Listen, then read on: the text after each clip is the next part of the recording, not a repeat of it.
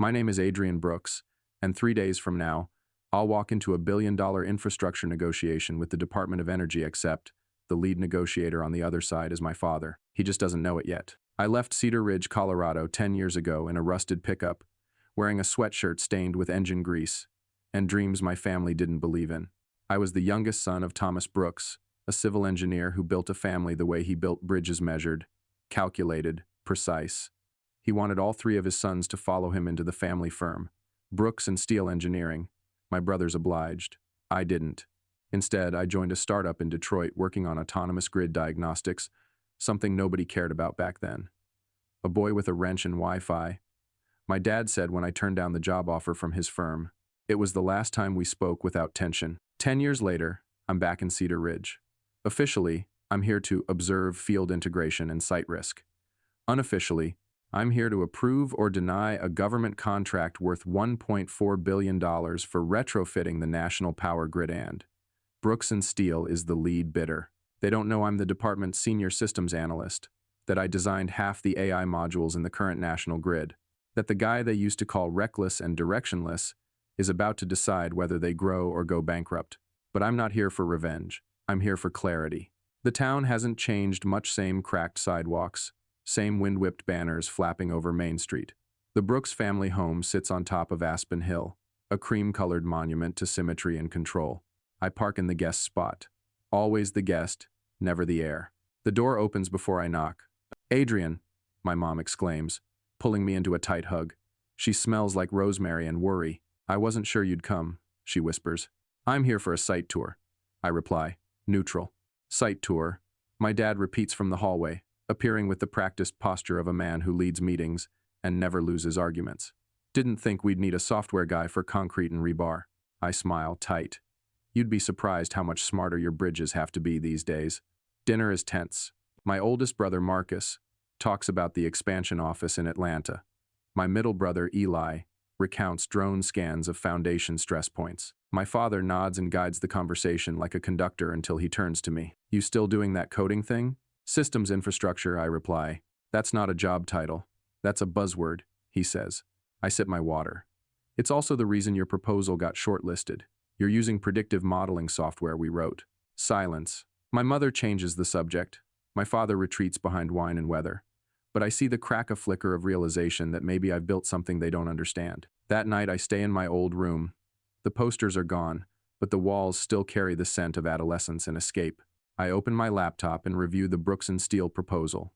Stunning visuals, strong foundation metrics, but outdated logic nodes and zero AI diagnostics. Beautifully built, dangerously blind. I could reject it on technical grounds and never look back. Or I could do what I came here to do, let the work speak for me. In 3 days, I'll walk into that meeting in Washington, badge on my chest, authority in my hands. They won't be able to interrupt me. They won't be able to dismiss me. And I won't need to raise my voice. The numbers will speak for themselves. But tonight, I sit in silence under the ceiling I once stared at, wondering if the version of me they remember is even real to them anymore. Tomorrow I find out. The next morning, I arrived at the West Colorado grid expansion site just after 7 o'clock. The mountains stood quiet and defiant behind the towering steel beams and humming equipment. I parked my rental beside a muddy work truck with the Brooks and Steel logo barely visible through layers of dust. My boots crunched against gravel as I approached the temporary office. A beige trailer balanced unevenly on cinder blocks. A young man in a bright orange vest and hard hat glanced up from his clipboard. "Name? Adrian Brooks. Site liaison, DOE. He blinked. "Wait, you're that Adrian Brooks?" I nodded, half smile. "They told us you were reviewing the grid AI integration." I didn't expect. "A guy with the same last name?" I asked. He laughed awkwardly. "No offense, sir. None taken." Inside the trailer, it smelled like printer toner and stale coffee. The site foreman, a wiry man named Cruz, met me with a folder in one hand and a deeply skeptical look in the other. "Didn't expect someone from DC to show up this early," he said. "Most of your type like to roll in after lunch, ask 2 questions, then vanish." I took the folder. Well, I'm not most of my type. I spent the next 5 hours crawling under scaffold, walking the perimeter, watching how drones interacted with sensor nodes, how latency lag and remote calibration caused critical delays. Their Codemy family's code was solid 10 years ago. Today, it was a liability. By 13 o'clock, I had enough data to know the truth. This site wouldn't pass Phase 2 unless major changes were made, and I'd have to tell them that in person. That afternoon, I was scheduled to visit the Brooks and Steele corporate office downtown, an absurd glass structure shaped like a cube someone crushed slightly. Inside, the lobby was colder than I remembered. Glass, steel, and fake warmth. I stepped through security with my badge visible. Adrian Brooks, Department of Energy, Senior Analyst, Infrastructure Intelligence Division. The receptionist stood so fast, she knocked over her coffee. Right this way, sir. Funny what a title does. The elevator pinged. I rode it to the 9th floor where the executive conference room sat like a crown on the building. When the doors opened, Marcus was already pacing in the hallway, phone glued to his ear. He stopped mid-sentence when he saw me. Adrian? Hey, Marcus. You're here with Dee? For the past 4 years, I replied. Today's the project review. His face flushed with 1,000 questions, but none strong enough to escape his lips. He opened the glass doors and waved me through. The room smelled of leather chairs and expensive failure. My father was seated at the head of the table, papers spread in front of him like battle plans. Eli sat beside him, hunched over a laptop. A dozen other executives filled the seats. The chatter dulled when I entered. My father looked up and froze. For a moment, nobody spoke. Then he leaned back slowly. You? I nodded. Me. Is this some kind of joke? No, said a voice from the corner. Joanna Fraser, DOE's deputy director, stepped forward and handed him a briefing document. Adrian's the senior analyst on this project. He was assigned to assess Phase 2 viability. Today, he'll present his findings. My father looked from her to me. His jaw tightened. You're evaluating us? Yes, I said. Technically, I've been evaluating you for weeks. Just hadn't been face to face. He said nothing. I stepped to the display, connected my tablet, and projected a real-time simulation of the site's predictive system. Let's begin. Over the next 45 minutes, I walked them through the entire diagnostic, system lag, security vulnerabilities, AI learning flaws. I showed them their rollout plan would cause cascading failures within 6 months, if deployed at national scale. When I finished, the room was silent, except for Marcus, who finally said, "How the hell did we miss that?" "You didn't," I replied.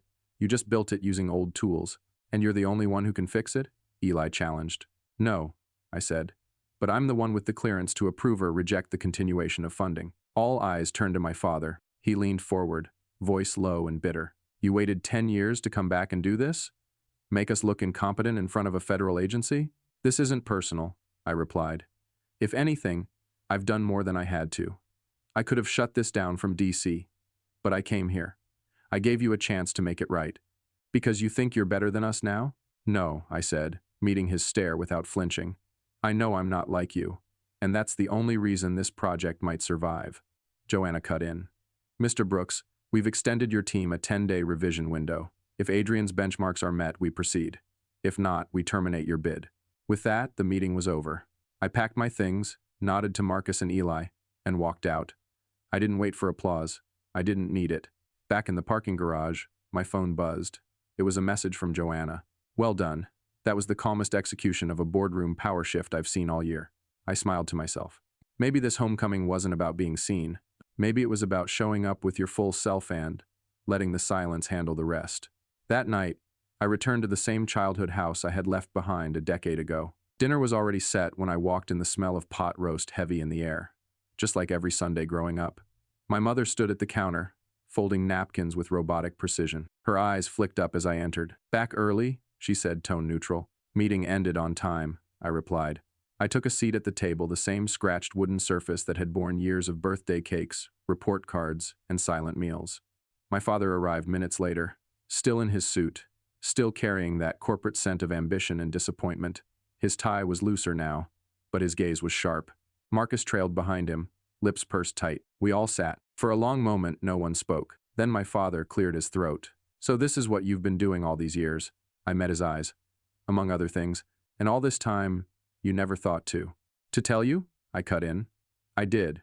Once." You hung up halfway through the sentence. His jaw clenched. My mother shifted uncomfortably. "You're acting like we abandoned you," she said softly. "You didn't abandon me," I replied. "You just stopped believing in me the moment I chose a path you didn't understand." My father scoffed. "We believed in success. You chose isolation, government work. National infrastructure. Energy security. Not exactly small potatoes. You walked away from your name. From this family. No, I said, voice even. I walked away from being your project. I was never building your dream, Dad. I was building mine. He stood, pacing now. I founded this company from scratch, he said. Put food on this table. Built something that matters. That will last. I stood too. You think I don't know what building something means? I asked.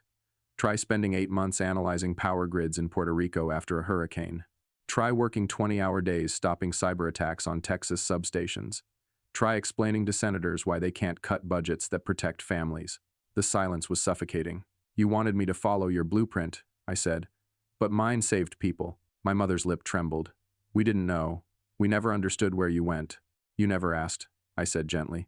Across the table, Marcus, silent until now, finally spoke. I read your reports, he said quietly.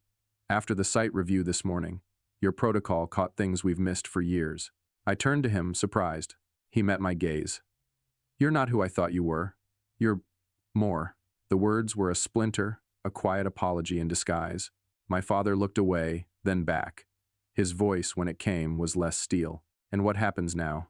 Now? I said, sitting again. You have 10 days to fix what's broken. If you do, the project gets greenlit. If you don't, I let the words hang in the air like a gavel. But that decision isn't personal. It's policy. He didn't speak, just nodded once, slowly. A man beginning to taste the truth he'd long avoided. Later that evening, Marcus walked me to the front porch. You know, he said, he always thought Eli would take over the company. But Eli's heart was never in it. You were the one he pushed hardest because you were the only one who could challenge him. He didn't want a challenger, I said. Maybe not then, Marcus replied. But I think now he's finally listening. I looked out at the street, the same cracked sidewalk I'd biked down as a kid, now lined with unfamiliar cars and shadows of memory. Maybe it's not about whether he listens, I said. Maybe it's just about saying what needed to be said, even if it took 10 years. Marcus nodded. We stood in silence for a long time, letting the weight of the past settle. For the first time in a long while, it didn't feel heavy anymore. It just felt finished. The next morning, I was standing in front of my childhood high school, not because I was feeling nostalgic, but because Marcus had left a voicemail. Don't freak out, he'd said, but they asked me to invite you to speak at Career Week. Someone from the Do saw your presentation. I almost deleted the message, but instead, I stood under that same stone arch, with my name misspelled on a handmade banner. Welcome, Mr. Darren, Department of Energy. Mr. Darren, not doctor, not engineer, not director. But I walked in anyway. The auditorium hadn't changed. Same scuffed wooden floors, same row of mismatched folding chairs, same faint smell of sweat and cafeteria pizza. Except this time, I wasn't seated in the back, doodling rocket ships in the margins of my notebook. This time, I stood at the podium. They gave me 12 minutes. I used 8. I didn't talk about job titles or clearance levels. I didn't throw around acronyms or boast about systems integration. I talked about choice. About how success isn't a staircase someone else builds for you. It's a field you plow yourself. Uneven, uncertain, but yours. Afterwards, a girl with braces and a clipboard came up to me. Mr. Darren, she said, eyes wide. How do you know when you've made it? I smiled. You don't, I said. But you'll know when you stop needing anyone else to tell you that you have. Outside, I saw a black luxury car waiting by the curb. My father's. He stepped out as I approached, still in a full suit despite the early hour. I heard your talk, he said. Marcus sent me the stream. Oh? You sounded like a leader. I waited for the caveat, the however. It didn't come. I don't say that lightly, he added. I glanced down the street, remembering how he used to drop me off here, never stepping out of the car, just watching as I disappeared into a building I never felt good enough to belong to. I used to think that if I didn't do it your way, I'd end up nowhere, I said quietly. He looked at me, really looked, and said, and yet here you are. Not just somewhere important. Adrian stood at the back of the briefing hall inside the Pentagon, waiting for his name to be called.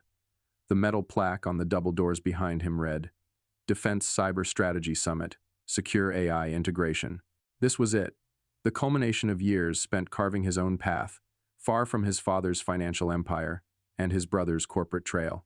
On the table beside him sat a slim black folder containing the finalized recommendations his team had spent 7 months assembling an integrated AI protocol capable of securing national defense systems without sacrificing civilian liberties. Adrian had spent sleepless nights writing every line of its executive summary. A staff sergeant opened the door and nodded. Colonel Wren, you're on. He stepped into the briefing hall, where rows of government officials and defense executives filled tiered seats. At the front sat General Riordan and Rear Admiral Fisk. In the second row, unexpectedly, was his father, Samuel Wren. Adrian didn't flinch. The room quieted as General Riordan stood. Ladies and gentlemen, the general said, the next briefing will be led by Colonel Adrian Wren, Chief Strategic Officer, Cyber Command, and the Department of Defense's leading expert on AI systems resilience. Adrian stepped to the podium, heart steady, voice level. Thank you, General, he began. Today I'll be briefing you on Project Gideon, a multi-layered AI security infrastructure designed to anticipate and neutralize autonomous threats across military and civilian grids. He didn't need to impress them with charisma. His authority came from proof, data, and precision. He displayed projection models, demonstrated threat containment timelines, outlined privacy safeguards. Every word was backed by research, implementation metrics, and field-tested simulations. When he finished, the applause was subdued, but deeply respectful. As he stepped down, General Riordan shook his hand. Flawless, Colonel. This will change the way we protect everything. Behind the general, Samuel Wren stood. Adrian had seen that look before. The calculating pause of a man realizing his vision of success had just been outdone by the son he doubted most. I didn't know you'd gone this far, his father said quietly when they stood alone. You never asked, Adrian replied. There was no bitterness, just truth. You've built something real, his father admitted. Something that matters more than quarterly margins or boardroom wins. Adrian nodded. That was the plan. For once, his father didn't offer advice, didn't suggest a business angle. Instead, he extended a hand. Not as an investor, but as a man realizing the legacy he wanted had never belonged to him. It had been forged by the one who left. Back in his hotel suite that night, Adrian opened the balcony door to the cool Washington air. Below, the city lights glowed like a circuit board, connected, alive, humming with potential. He poured a glass of bourbon and opened the secure folder that held the final project approval memo, already signed by the Joint Chiefs. Project Gideon was now a cornerstone of national defense. Not bad for a man who was once told he didn't have the right mind for leadership. Tomorrow, he'd fly out to Colorado to oversee the first live implementation phase at NORAD. But tonight was just for him. He raised his glass to the sky. To every son who took a different path, he said softly, and never needed to turn back. Adrian stood outside the thick concrete walls of the NORAD Command Center in Colorado Springs, watching as morning mist curled over the Rockies. The air here was thin and sharp, but it filled his lungs with something he hadn't felt in years. Clarity. The launch of Project Gideon was only hours away, and with it the final confirmation that the work he had poured his life into would now guard millions silently, invisibly, like he had for most of his life. Inside, final systems were undergoing redundancy checks. Engineers moved in tight patterns, clipped radio chatter bouncing between terminals. And yet, Adrian's mind wasn't on the data. It was back in the boardroom 2 days earlier, and what had happened after the applause. His father had followed him out to the corridor. No grand speeches this time, no investment offers. Just a quiet, unfamiliar phrase. I would have done things differently if I'd known who you were becoming. Adrian had looked at him then not as a soldier or a son but as a man who had finally outgrown the need for approval. It's not your regret I needed. It's your silence. And his father had nodded, no rebuttal, just understanding. Now, in a darkened operations theater, Adrian stood at the center, hands behind his back as the final command prompt blinked on the main screen. Gideon Protocol 5. 1.0 ready. Activate Y-N. The technician turned to him. Your call, Colonel. Adrian stepped forward, voice steady. Y. With a single keystroke, the system lit up, threads of green running across a vast digital map of national infrastructure. One by one, sectors began syncing. Airspace control, comms relays, nuclear safeguards. Like veins reconnecting in a vast cybernetic body. No one clapped. No one cheered. They didn't need to. This wasn't about noise. It was about defense that didn't need a parade. About standing so others didn't have to. 6 months later, Adrian walked through the entry gates of a quiet Veterans Outreach Center in rural Virginia. He'd declined promotion to general. Turned down multiple consulting offers. Instead, he'd accepted a new mission. Integrating Gideon's civilian counterpart into emergency systems for rural hospitals, fire stations, and schools. He spent his mornings teaching strategy to young officers and his evenings fixing up the house he'd bought outside Alexandria. Alone, yes, but not empty. One day, a card came in the mail. No return address, just a typed message inside. We installed your rollout protocol last week. It worked. The network held. Thank you. L.W. Logan. It took Adrian a moment to smile. His brother had finally spoken not with an apology, but with application. That evening, Adrian framed the note beside his commendation plaque. A quiet token of legacy, not ego. He sat on his porch, boots up on the railing, a mug of black coffee in hand, as thunder rolled low over the horizon. He wasn't waiting for the world to recognize him. He'd already built something that would protect I'd even if they never knew his name. And that was enough. We stood on the sidewalk for a long moment, the silence between us no longer a chasm but something being carefully crossed. You know, he said finally, Westbridge is changing. The company, the leadership. We're realizing we need new kinds of thinkers. I'm not looking for a job, I said. He raised an eyebrow. I'm not offering one. That was the closest we'd come to humor in years. Come by the office, he said, stepping into his car. We're rebuilding the strategy team. I'd like your input. No pressure. And just like that, he was gone. But he'd said input, not obedience, not approval. Input. That afternoon, I walked the perimeter of the old power station on Route 17, one of the earliest sites I'd worked on as an independent contractor after leaving school. Back then, no one had cared who I was, just whether I could keep the lights on. Maybe that was the point. Not the credit, not the applause, just the doing. That night, I sat on the porch of the guest house Marcus had let me stay in, sipping black coffee and staring into the horizon. A new project folder lay on my lap, one involving AI grid diagnostics, submitted from a team based out of Austin. The name on the proposal? Kappa Moretti. The girl who once sat next to me in the back row of calculus class. The only one who had ever said, Adrian, you don't belong here because you're already past here. I opened my laptop, typed out a message. Impressive work. I'd like to schedule a call. Hit send. Closed the screen. Smiled. The story was never about revenge. It was always about the return.